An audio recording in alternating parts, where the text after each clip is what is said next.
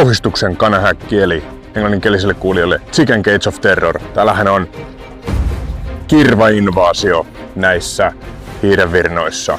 Eikö tämän tammikillan pitänyt olla resistentti tuholaisille ja erilaisille häiriötiloille? Mitä tämä nyt on? Nyt on joka paikka täynnä tuholaisia ja nytkö sitten on otettava myrkyt esiin? Ei nyt kuitenkaan.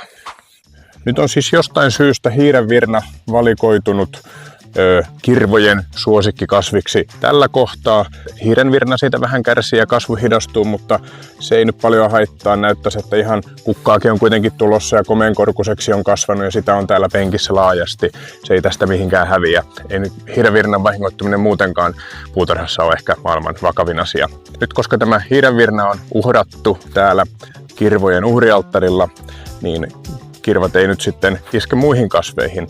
Tällainen valtava määrä kirvoja yhdessä paikassa houkuttelee paikalle aivan varmasti valtavan määrän petoja, niin kuin erilaisia leppäkerttuja, erilaisia loispistiäisiä, harsokorennon ja kukkakärpäsen toukkia, jotka on aivan valtavia kirvaahmatteja. Niitä ei nyt tässä vielä ole ehtinyt tänä kesänä kehittyä, mutta on aivan selvä, että tänä kesänä niitä tänne jo ilmestyy ja ensi kesänä täällä on valtava armada niitä vastassa, jos sieltä yrittää uudestaan isompi kirvapopulaatio nostaa päätään.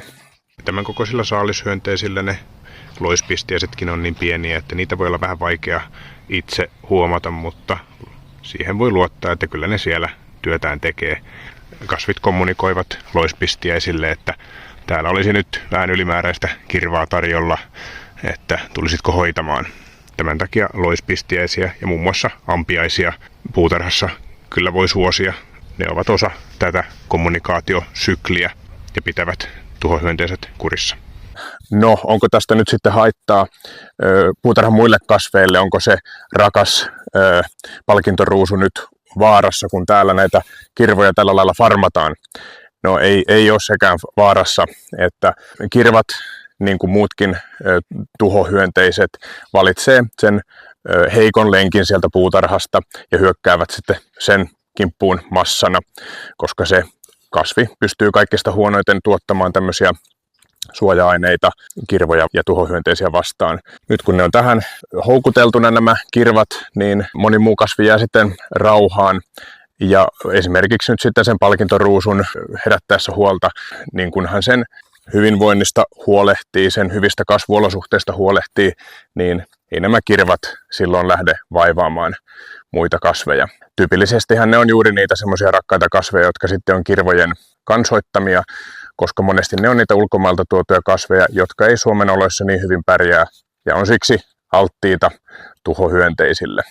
Tosiaan nyt kun malttaa olla täällä suurempia tuhoja tekemättä, niin tämä alue on pian täynnä erilaisia petoja, jotka kyllä huolehtii tämän alueen tasapainosta esimerkiksi erilaisten tuhohyönteisten osalta. Nyt jos tässä lähtisi raasti myrkyttämään koko penkin, niin siinä menisi kyllä sitten lapsi pesuveden mukana. Kirvat toki kuolisi samalla myös kehittymässä olevat petohyönteiset, jotka luontaisesti olisi sitten huolehtinut siitä kirvojen hävittämisestä. Siinä käy myös niin, että kun ne kaikki kirvat täältä tapetaan, niin ei ole tuleville petohyönteisille silloin mitään syötävää.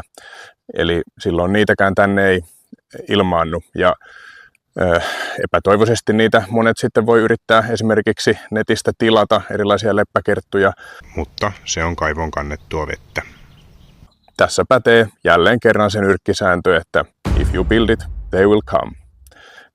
Eli kun täällä on syötävää ja täällä on olosuhteet, niin petohyönteiset kyllä löytää paikalle, kun niitä vaan ei sitten tuhoa tulevilla toimillaan.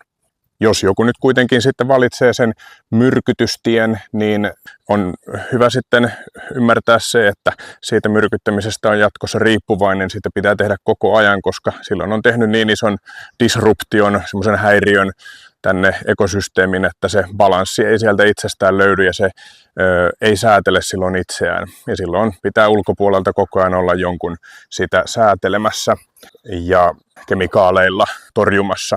Tämä on tietysti työlämpää ja se on biodiversiteetin kannalta erityisen haitallista ja tällä kanavalla nyt nimenomaan olisi tarkoitus tuoda toisenlaista näkemystä kuin tämmöinen perinteinen tehomaatalous tehotuotanto, mentaliteetti, jossa kemikaaleilla ja voimakeinoilla hallitaan olosuhteita. Petohyönteisten mukaan tuloon voi kyllä luottaa, koska luonto on äärimmilleen kehittynyt siihen evoluution myötä, että kaikki energia, mikä vain tarjolla on, otetaan kyllä käyttöön. Ja tässä nyt on kirvojen muodossa aika paljon vapaata energiaa petohyönteisille. Kyllä ne sieltä tullaan hakemaan. Elikkä laiskassa puutarhurissa jälleen kerran taitaa käydä niin, että tekemällä vähemmän teet enemmän. Parempi jättää nämä rauhaan. Niitä voi vesisuihkulla vähän suihkutella, jos haluaa, tiputella ne kyydistä. Ja lisäksi on olemassa tämmöinen kikka kuin nokkosvesi, joka on turvallista ja helposti itse tehtävissä. Ja näytetään tässä lopussa vielä pieni pikaohje sen tekoon ja käyttöön. Sen kautta nähdään seuraavassa videossa.